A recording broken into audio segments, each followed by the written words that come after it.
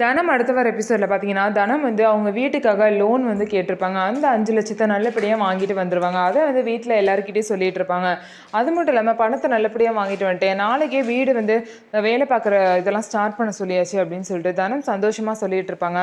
இதுக்கப்புறம் பார்த்திங்க அப்படின்னா சண்முகம் வந்து சௌந்தர்யாவை எல்லாரும் ஏதாவது ஒரு வேலை பார்த்து இந்த வீட்டுக்காக காசு கொடுக்கணும்னு நினைக்கிறாங்க, ஆனால் நீ ஏன் இப்படி தண்டமாக உட்காந்தே இருக்குன்னு சொல்லிட்டு சௌந்தர்யாவை திட்டுறாங்க.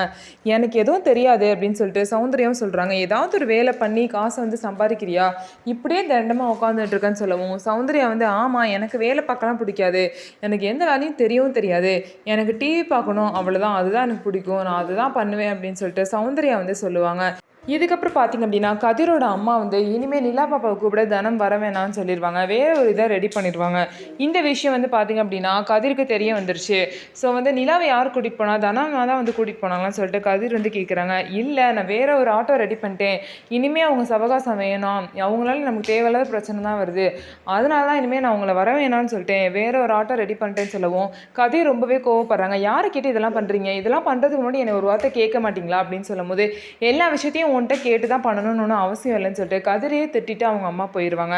ஸோ இதுக்கப்புறம் எப்படி நிலாவை திரும்ப தனத்து கூட அனுப்ப போகிறாங்க அப்படிங்கிறத வெயிட் பண்ணி பார்க்கலாம். ஸோ நம்ம வீடியோ உங்களுக்கு பிடிச்சிருந்தா நம்ம வீடியோவை லைக் பண்ணிக்கோங்க, மறக்காமல் நம்மளோட சேனலை சப்ஸ்கிரைப் பண்ணிவிட்டு பாருங்கள்.